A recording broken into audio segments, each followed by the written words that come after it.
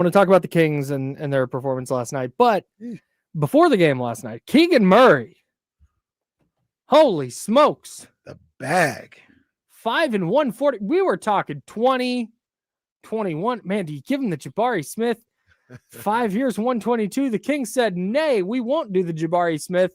We'll go north of that. Thoughts, gentlemen? Surprised. Very surprised. Yeah. Shocked. Now, I mean, that's a cool, at minimum, that's 30 million more than I thought. I think that's 30 to 50 million more than we were discussing 2 days ago. No? Yep. Yeah, like, I mean, 15 million more than the highest end. Like, do you do 5 and 125?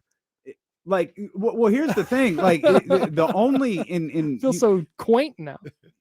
Correct me if I'm wrong. Anybody, the only comp is Jabari because Chet got paid, but Chet got paid the big boy money. Paolo got the big boy money. Jalen Johnson, J-Dub got the big boy money. Oh yeah, and that's it. Shaden hadn't been paid yet. No. Well, Dyson Daniels. Dyson Daniels hasn't been paid yet. I don't think the Blazers are going to pay Shaden. I think they're going to wait. I think they're doing the RFA thing. Yep. There was rumor that Shaden was that they were looking at a 400. 400. Okay. Yeah, like 25 million. And that's the number I had heard that the Kings had put on the table was not a 400. It was either 400 or a 125. So like the 140 number, it's higher. Like considerably higher than I thought it would be. And I think it'll, like I was telling Kyle, I think this year, clearly he's playing under his rookie scale deal. I think year one of that deal, it's probably going to be upside down. You're hoping that year 2, year 3, year 4 is where he's going to have more responsibility and be able to live up to the dollar figure. Some of y'all really love Keegan to be talking about upside down like it's no big deal. Well, like if some of y'all, James. Well, I'm not saying any names. Quoted the man. He said some of y'all staring at him. Let's just like I like to put it in perspective, right? Okay. In different. Let's say to be fair, before you continue, as I slobber on myself, before you continue, oh my God, a lot of you can do that? A lot of rookie extensions are just that. Yeah. It's Now, about living up to it. Now, the way I look at it is if you buy a house in a neighborhood and you buy it and it's a little over market price and you're like, boy, I surely hope the market comes up. And then it does and you look just fine. If the market tanks, they're going to be in trouble here. If Keegan doesn't develop, if it's just 12 points a game and it's just 34 point whatever % from 3 and you get really good defense and he's multi-positional player, you're going to be looking, okay, we're upside down, but you're not going to be upside down so bad that, the Kings are going to have to file bankruptcy on Keegan, which is the equivalent of them having to throw a first-round pick to get rid of his contract or something. So I don't see that as a problem. I just think that the surplus value idea is gone. Like there is no surplus value. You're hoping he lives up to the value. If there's a potential for him to like go beyond that value, I think we would all be like pretty, like he can get a little bit better than the value, but he's not going to like all of a sudden become a $40 million player and the Kings have him at 28 million and everyone's like, oh, look at that. We got a bunch of value here. I mean, I'm sorry, Kyle. It's a lot of money. It's a lot more than I anticipated than we all anticipated for Keegan, but I'm glad he's on the team. I'm glad they figured it out. Yeah. I always say about Keegan Murray, and the thought is, maybe I don't like him or nothing. That's far from the case. I think you need more I think you need more players like Keegan Murray, man. And I think having him on the team, especially when you consider he was your number 4 pick, having him see that second contract, that's fine. Did you pay a little too much to keep him around? Probably so, but I wouldn't have, if anything, like worst case scenario, I would have probably just let the market dictate what I would pay him. I wouldn't have traded him. I wouldn't have just moved on from him. I would have And had you him mean on in the terms Kings. of restricted free agency? Right. Like that's the worst case. And I even say that saying I was going to keep him on the team regardless. So to me, that's the biggest thing that they were able to take care of, and that's make sure he was on the team and with the franchise for years to come. Sports Talk on ESPN 1320 is presented by Paramount Plus. You can't count on much, but you can always count on Sundays with the NFL on CBS and Paramount Plus. Watch your local NFL game live every Sunday all season long. Visit ParamountPlus.com/NFL to get started today. So I did not agree with your idea, Kenny, of kicking the can into next offseason. But if 5 and 140 is what we were talking about, that's the route I would have gone. Because so you had your price then.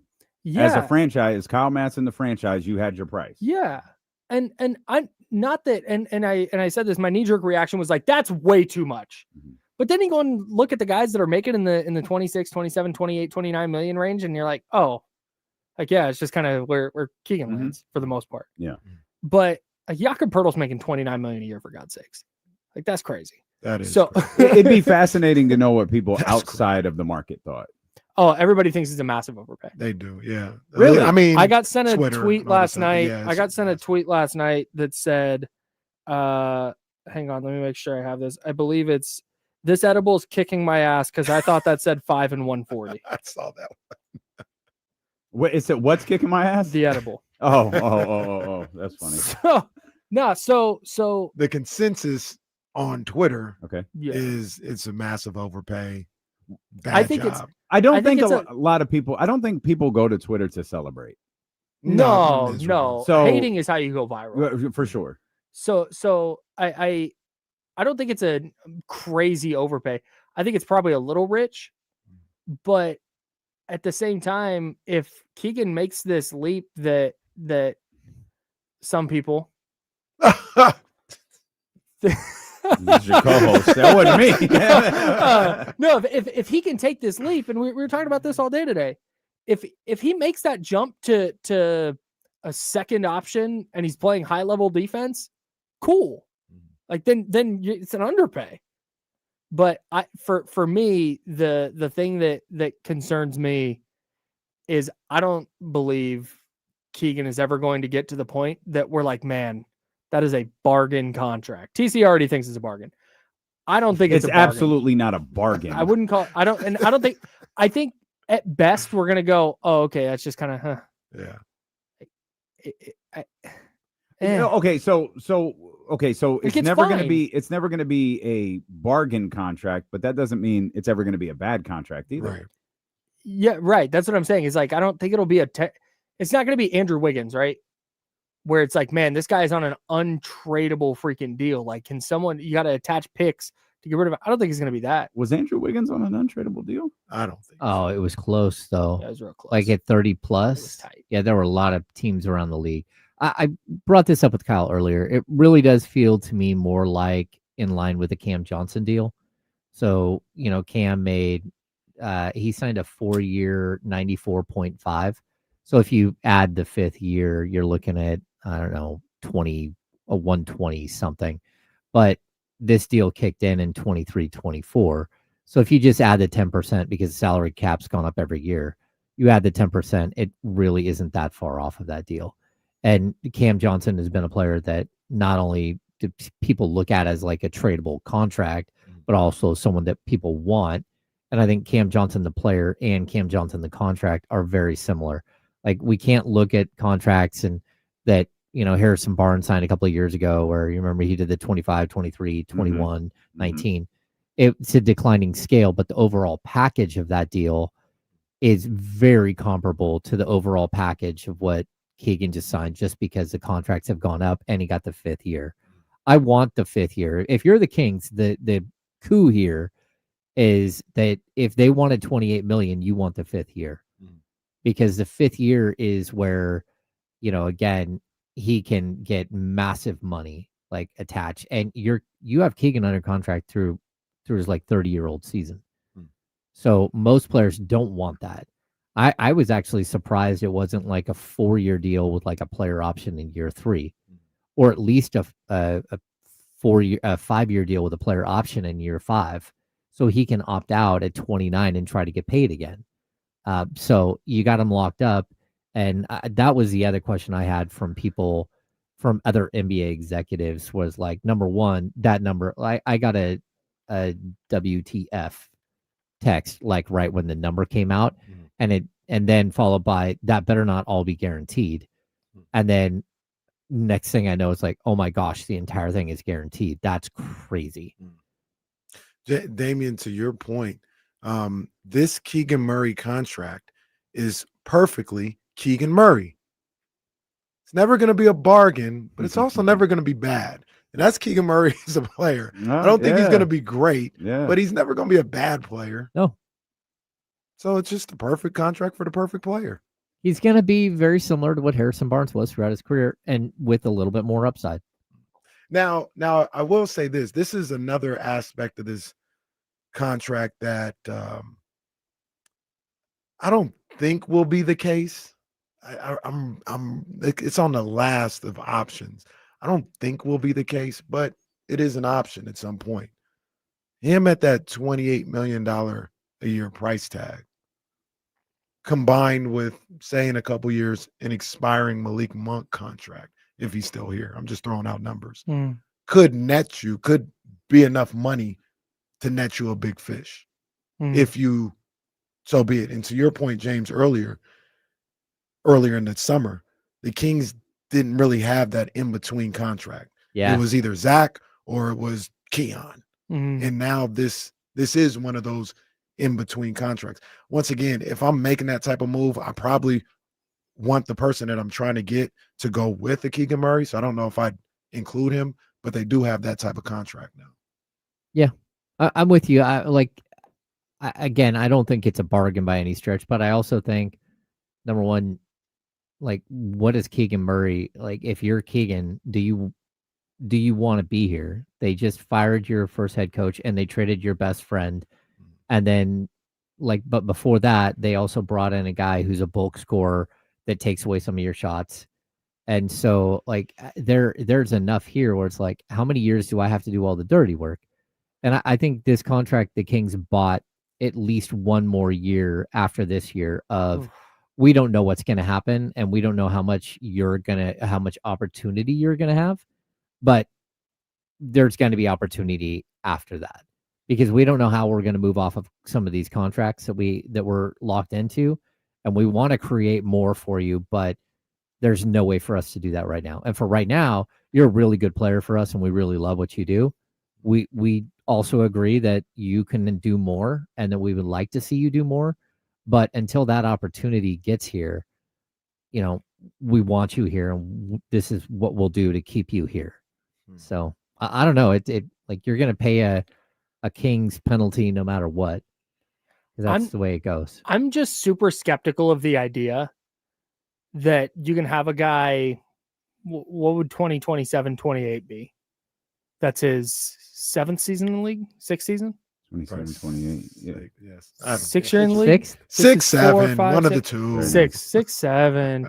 Yeah, it'll be year 6, and it'll be 27 years old.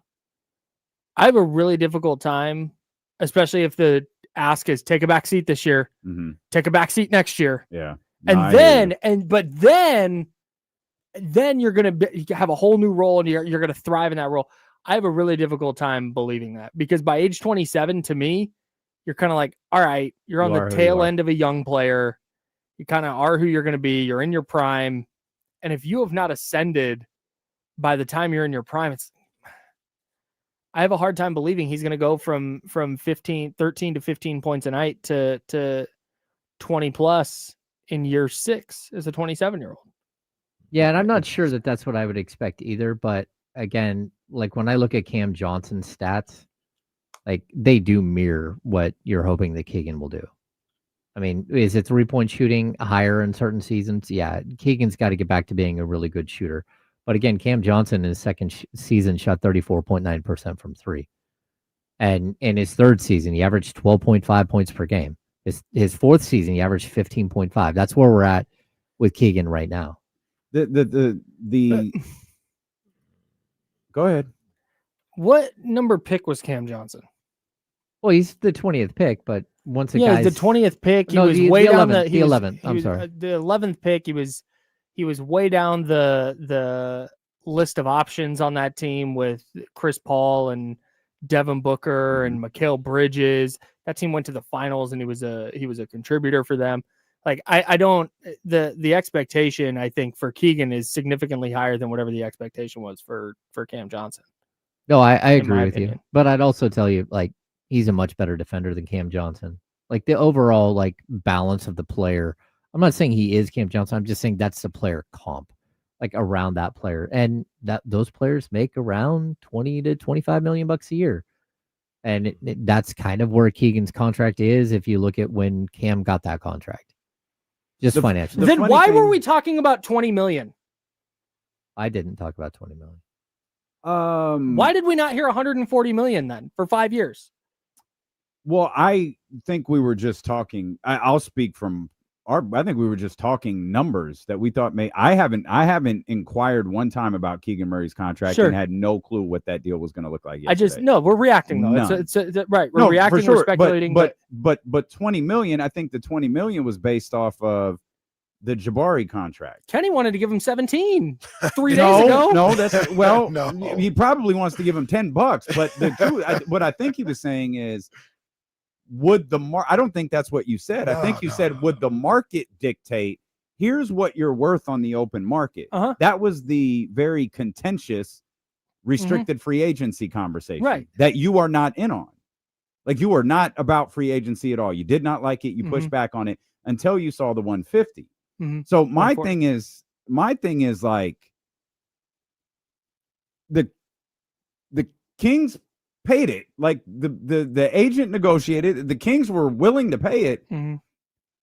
All right, like it's not like people talk about like, oh, the structure and this and cap space. Got away from the structure, bro. Great cap space, fantastic. The Sacramento Kings have cap space. Do you know who they are? They're the goddamn Utah Jazz. No one goes, I'm going to Sacramento unless they suck and they're just going to take money to come play here. How many times have you seen that covering this team? Plenty. So having cap space for this particular franchise doesn't matter. What matters more is what KC said. You have that contract now. You have essentially what Golden State was begging an entire offseason for. They got it. The Kings got it. And that's it. Like it doesn't, like the 28 million, it doesn't matter. The average annual value, it does not matter for this franchise.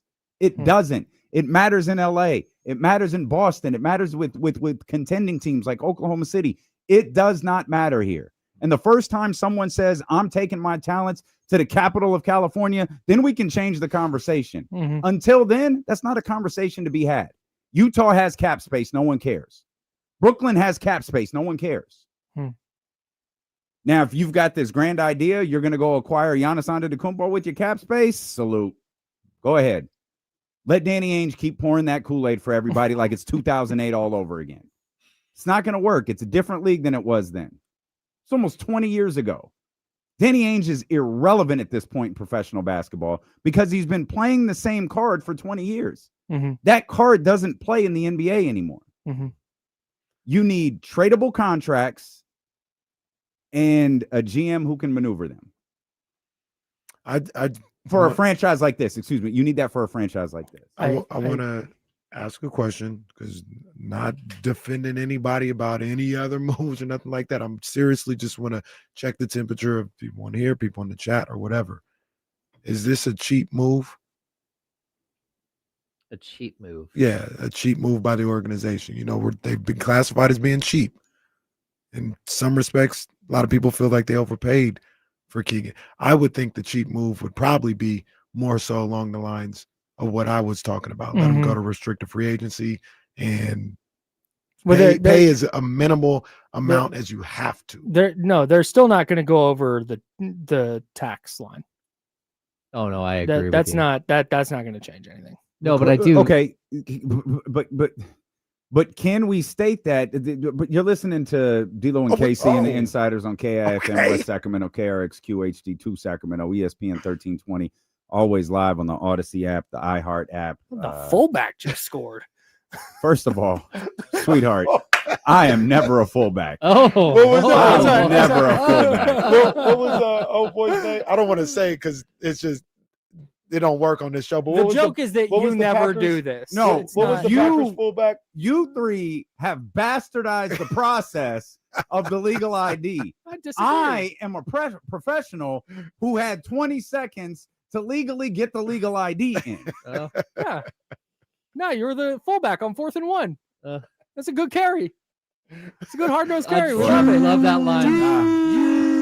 Nah, you gonna, hey, all right, man. Wow. You're gonna see me at 4 o'clock calling me the fullback of this goddamn team. I'm gonna tell you that right now. You're gonna see me at 4 o'clock. I don't even know what just happened. I don't either, and I don't remember what. But point I trying to asked make. the question about whether or not I that was a said- cheap move. Kyle said I said they're they're not never going to go going over to the the cap. tax. Oh, Exactly. yeah, I think that always needs to be prefaced with you. Okay, Kings fans, you feel better if they went over the tax with this squad. To think about the amount that most of you No. hate this team. Yeah, you're not going to go over the tax with this No, team. of course not. But if you're able to, DeMar comes. If you're able to swing the Jonathan Kuminga has a strong first half of the season. You're able to swing that deal. Team opt out next year. You see a future with Kuminga and Keegan. Now you start to see Sure, like pieces. You can go over the cap.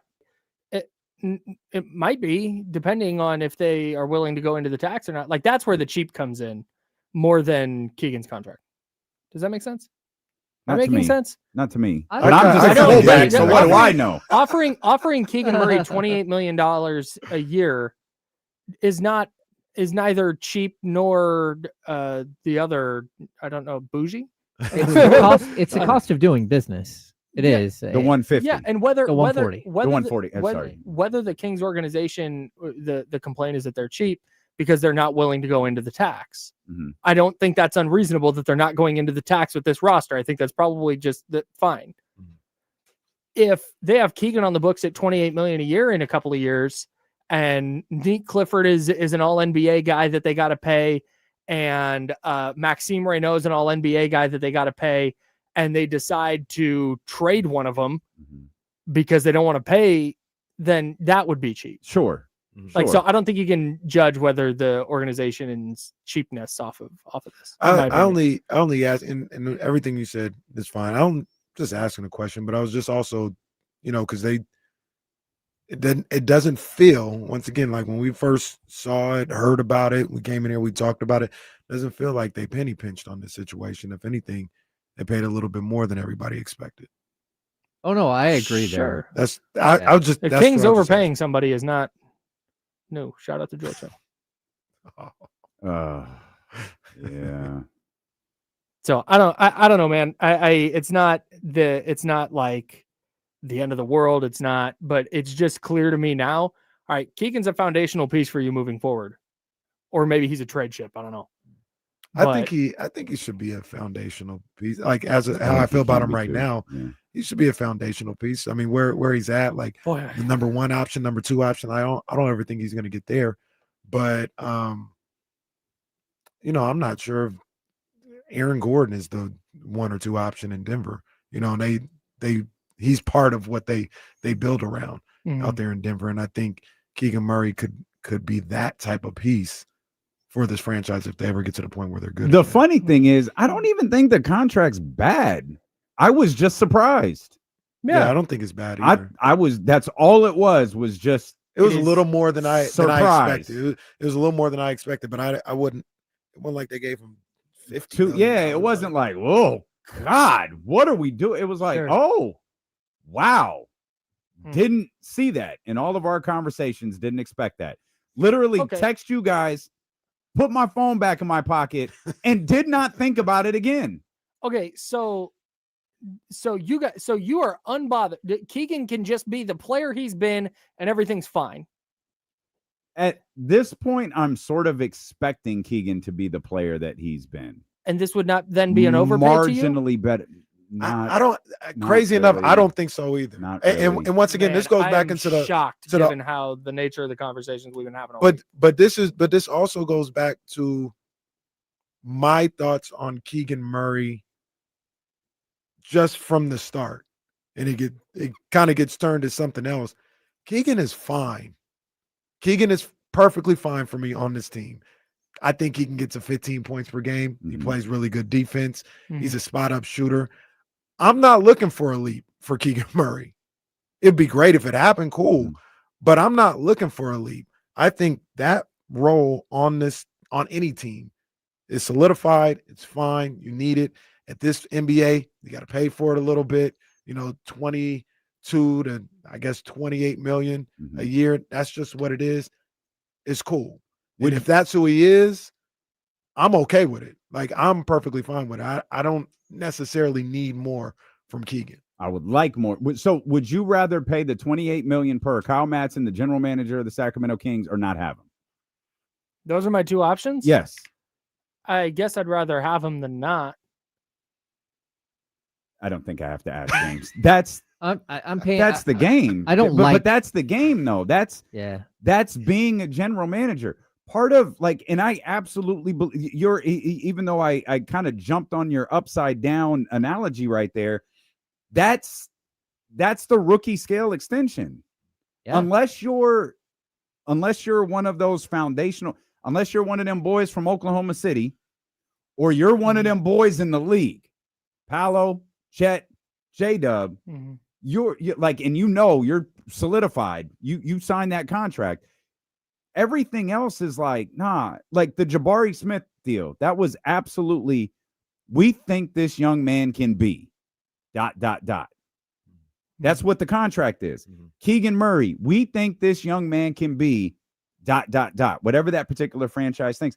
I think more rookie scale contract extensions are like that one than De'Aaron, Donovan, Chet, Paolo. I think there's a lot more like Jabari and Keegan than those other ones. Well, and I'll add too, when you look at the Jabari Smith contract, right? It doesn't matter. Like, Jabari Smith has a perfectly high ceiling, but Amen Thompson, Alperen Şengün, those are your core young pieces that you're moving forward with. Jabari is like the third or the fourth, right? That's not what the situation the Kings are in. Like, their future is right now, it's like 2 years away from it being like Keegan Murray and like the end of Sabonis's contract. There isn't a bunch of other young guys that he's competing for that role, that title with. And any guy that they draft in the next 2 or 3 years, their contracts are going to kick in way after their big contracts are going to kick in way after Keegan's gone, or Keegan's this deal we're talking about with Keegan is over. You might catch the tail end of Keegan's contract, but again, Keegan's not competing against his own teammates like Amen Thompson or Alperen Şengün for the big money. The big money is going to have to go to somebody, and Keegan's that age, and like some of these players will drop off the books and all that stuff, and you might have cap space to go out and chase people, but that's realistically, if you're building your young core, Keegan is your young core at this point. And that's just like, it's not a good thing for Sacramento that he's the only one that you're going to be paying long-term, but he is the only one that you are going to be paying like this. Like, even if they get Keon Ellis under contract, we're not talking $100 million deal. We're talking at the most a 4-year 60. And that's probably high. 4-year 48. So you don't have that other player that, it used to be the Kings were saving money for De'Aaron Fox's max money extension and Marvin Bagley's max money extension. I remember that era. What a time that was to be alive. There was even questions about what Harry Giles would get in that second contract. Best passer on the team. Man. But Houston's realizing these deals. They're realizing the players because they're becoming the players that you hope they would become when you drafted them. Şengün's becoming way more than what you thought when you drafted him with the 16th pick or whatever. What's Keegan on his career? Is it 16? No, it's not 16. It's like 13. It's 13? Yeah. What, points per game? Yeah. 4? His highest 13.3. Yeah, his highest is 15. He's 13.3 on his career. Thanks to Jill Adge for reminding me. Jalen Johnson got 5 and 150. Yeah, that was crazy. He's an 18 point per game scorer, just under 19 on the Atlanta Hawks. Yeah. They're building around him. It's the nature. It's just the point is it's just the nature of business. The difference between the two for me is I've seen Jalen Johnson, and I'm not talking about who's better today or nothing like that or what they do. I've seen Jalen Johnson and be like, yo, he could be special. Yeah. I've never looked at Keegan Murray and said he could be special. I've looked at him and said, he's good. He's really good. I want that on my team. But is 5,150 special money? 5,240 is special money. True. I mean, 240 True. is special money. True. 5,150 is like, yeah, it's a good basketball player that Yeah. we believe in. Yeah. I think that's what the deal is. A true max extension without the all NBA caveats is 170, right? Yeah, A because I rookie think when extension. Rookie De'Aaron extension, yeah. was going through it, I think it's 164, so it's Okay. probably 170. Okay. 172, something like that. Okay. Oh, Yeah, that's a there's- little yeah, closer 'cause to the there's- max than I realized. Well, and that's it. But even with Jalen Johnson, there's still projection there. Yeah. Oh, But yeah. the And he projection- hasn't Yeah. been able to stay healthy For either, sure. so, Yeah, like, right. that's an The issue. the projection though with him is like all NBA guy. I think if the Kings are hoping from Keegan, I worry for them. At least for that thought process, because I don't think he gets there. I even think like that's a stretch for Jalen Johnson, all NBA type guy. I mean, I think Jalen Johnson can be a really good player, but Mhm. you know, again, they've been a bad team the last couple of years. I was going to and- say he's also on a unique basketball team. yeah, and now they're Like, I don't know. Like, I mean, this is That's a perfect word. this for was a conversation we planned for yesterday that didn't really work out. But like, Atlanta's a really fascinating team to me. oh yeah. it. Mhm. Like, everyone They're loves my the Hawks this year. offseason they had.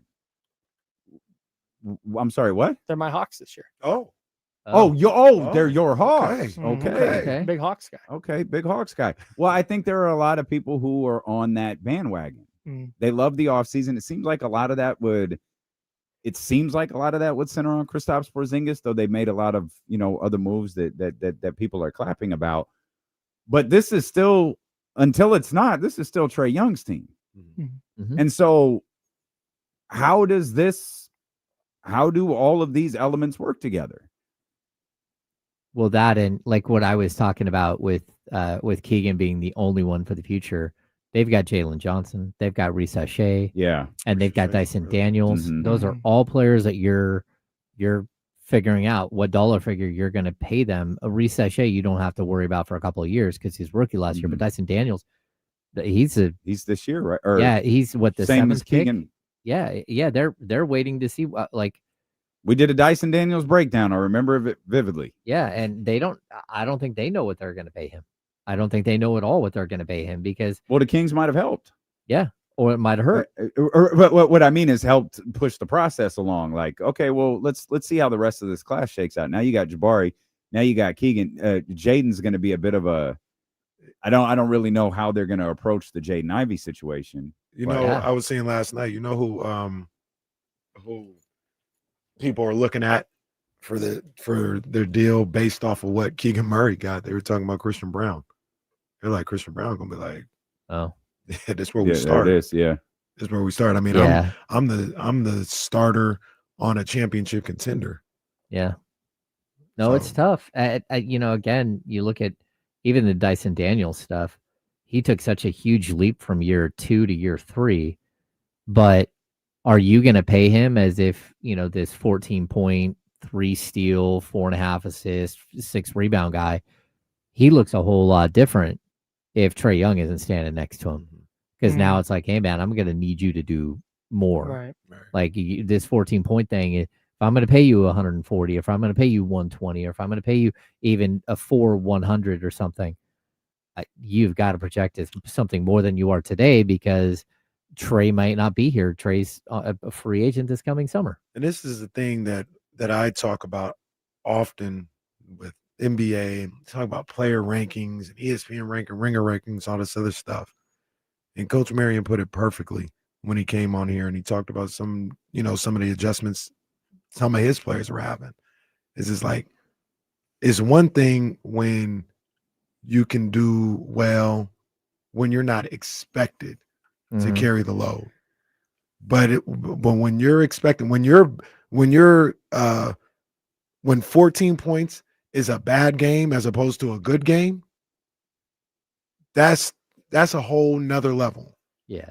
Like I said, and I'm not saying he's bad or nothing like that. He's maybe the best perimeter defender in the game. But Alex Caruso, if he gets you 14 points, that's a good game. Oh, yeah, it's huge for Alex Caruso. And I'm just throwing out a player. Zach LaVine gets 14 points. We lighten his ass up on this show. On all the airwaves. Got to have more. You know what I mean? And there's different. I think that's why those guys get paid, because they're expected. They are expected. It is a bad game if you have less than 21. It's a bad game. Not just, you were just kind of there. It's a bad game. Like, we're looking at you crazy. There's pressure to that. There's expectations. There's psychological stuff that you got to deal with going through that. Like, that's a whole nother level. You talk about a guy like Dyson Daniels and, we can pay him and move on from Trey because we got him. Guys like that, even Jalen Johnson. Jalen, 22 is what you got to average. What? Mm-hmm. Yeah. To average 22, that means I got to get 29 in a few games. Mm-hmm. Yeah, they look a lot different when Trae Young isn't there. And when he's not averaging 11.5 or 12 assists a game, and he's not, a 25 point per game scorer, all of a sudden it's like, hey, where are you at? Yeah, it's the dynamic changes. And I think a lot of what the Kings are dealing with right now, what they dealt with the last half of last season, is a dynamic change from having De'Aaron Fox to not having De'Aaron Fox was so great. Like, it was such a huge moment where, how do we adjust? How do we adjust? And the answer is, you don't just adjust by throwing in another 22.5 point per game score and thinking, oh, we're going to be just fine. Like, how do you take up the slack of not having your point guard? How do you, there's so many things that go into that move, and it's tough. That's why the Kings are still reeling right now. We concerned at all after last night's preseason performance? I am as well. A little bit. Yeah, I'm gonna need KC to talk me off the ledge. That team that played basketball last night stunk, and everything Kenny has said about the bench you don't. If you're one of those people who don't understand the Russell Westbrook signing or hate it or feel, that's fine. Go watch it again. In fact, I'll spare you the humiliation. Just go watch the first quarter. Watch when Dennis Schroeder leaves the game. Or when Dennis Schroeder is in the game. No, that's cap. That's garbage. It was 16-10 when Dennis Schroeder was in the game. He checked out. That second unit came in. They immediately went down 8. 6 minutes later, they were down 21 and the game was over. It started when Dennis Schroeder left the game. 16-10, Dennis Schroeder steps off the floor and the game dies. Now, Chris Biederman just tweeted that Malik Monk is back at practice today. There we go. You gotta figure that played at least a factor into what happened. But this team has nobody to lead the offense when Dennis Schroeder steps off the floor. And that was so glaring last night. Yeah. But there's other things to be concerned about too. Yeah. I need to, typically I'd write off preseason entirely, because like we said today, even if the Kings look terrible in their final preseason game, but then go out and beat the Suns, and then they come home and beat the Jazz, and they're 2-0 going into that Laker game, everybody's going to be fired up and everybody forgets the preseason. But given all the moving parts, especially now with the Keegan injury, especially now you're bringing in Russell Westbrook, I need to see proof positive that this group of players under Doug Christie in their first year can work. If I'm going to feel any type of optimism going into the regular season, I need something. I need something that I can lean on from the preseason to go, there it is. Outside of Zach LaVine cooking individually or Domantas Sabonis cooking individually, I need some kind of quality performance to go, okay, they've put one on tape. Now we can move into the regular season. Yeah, because I even looked at, we talked about it just a few minutes ago. They went 4 of 27 from 3 with in the first 3 quarters before the young guys came in and actually played hard and looked really good. 4 of 27. Like, you're going to lose almost every game that you shoot 4 of 27 from 3. But that's who this team is. Like, that's what their design is. And it's like, oh boy. I don't, again, they've done a lot better defending the 3 over the last couple of games. And they've closed that gap of, how many points scored against versus how many points you've given up from 3. But you cannot go in and like have a team filled with guys who shoot 30% from 3 and it's playing out. So I'm hoping that, getting Malik Monk back, getting Russell Westbrook in the flow, it can create easier looks for people. But these guys have to hit their shots. Like straight up, like Domantas Sabonis 0 for 5 from 3. It looks flat, but he's not like Dennis Schroeder doesn't look like he can shoot a 3 at all. Like so many of these players, like his man, misses are bad misses. yeah, and they're wide And he's open. been playing basketball. Yeah. He's been playing all offseason. Yeah. Hey, before we go, Playing well too. Anyone, real quick, James, anybody want to take a stab? The Kings have shot 109 3-pointers. Anyone want to take a stab at how many they made? 109. I'm sure. Let's say it's a 27. freakishly bad percentage. I'll go 31. Damian, big winner, 30. already Music didn't play. 27.5%. Music didn't play. Yeah, Music but didn't play. Damian 1-0 Music didn't play. You can't. in the Post- handoff. post- I can do whatever I want. I'm the the- fullback. in the the official- fullback can do whatever they want. It's the official. No, of these games, you're the quarterback. You're welcome. Thanks. So, no, it's the official handoff. Guess the Kings 3-point percentage league. Damian Barling off to a 1-0 Or start. KC, the HOHL. What were you going to say, Hammer? this little tidbit from the Sam Amick article. I'm trying to find it again. Is it about Doug Christie? Yeah. I just want to make sure I have the language right. English. The language. Yeah. Good You're a call. smart ass. Correct. Mhm. Gotta do something around here. I don't know where it went, but $2 million a year for Doug Christie for the next 2 years, Huh. with a third year team option that I guess is a much higher salary. That doesn't make anyone feel good, does it? Hey, that's cheap. Oh, man. That's cheap. Here we go. He'll earn approximately $2 million annually in the first 2 years, with a significant uptick in salary for a third season should the option be picked up. All right. Should the option be picked up for a team with no real direction that's going, hey, 2027, everything will be good. I'm just saying, like my first year covering this team, 2010, Paul Westphal was the lowest paid coach in the NBA, and he made $1.75 million. That's 16 years ago, and coaches' salaries have blown up since then. I was stunned when I saw that number. Refresh. I thought 4. Mike started here at 6. No, he started at like 4.5. But again, Okay. they were paying Dave. No, they were paying Luke for at least 1 year, maybe 2, year and a half. I'm really just asking a question. I'm not trying to defend her. But what do you guys think a coach with no head coach experience should make? I would think maybe like 3.5. Like if I Mike was probably making would've 4, gone- Was it I would have Mosby? gone to 4. 4. Yeah, Okay. that's probably. I Okay. mean, Yeah. I only say because if would've Mike gone was making 4 and he had all that experience, I thought that might be why he was making 4.